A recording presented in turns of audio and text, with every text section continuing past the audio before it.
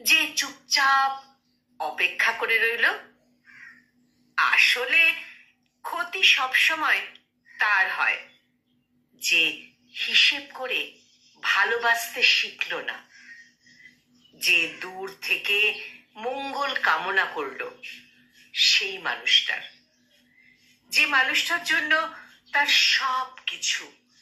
সবকিছু এলোমেলো হয়ে গেছে, যে পা বাড়িয়ে এগিয়ে যেতে শিখল না, যে অপলক দৃষ্টিতে তাকিয়ে রইল তার মুখপানে, যে সরল মনে আবার আবার বিশ্বাস করে ফেলল, যে বারবার ক্ষমা করে দিল, যার রাগ ভাঙিয়ে দেওয়া দারুণ সহজ ব্যাপার, যে একটু মিষ্টি ব্যবহারে গলে গেল, যে এক ডাকে সাড়া দিয়ে ফেলল, যে একটু বেশি গুরুত্ব দিয়ে ফেলল, যে একটু বেশি মানিয়ে নিল।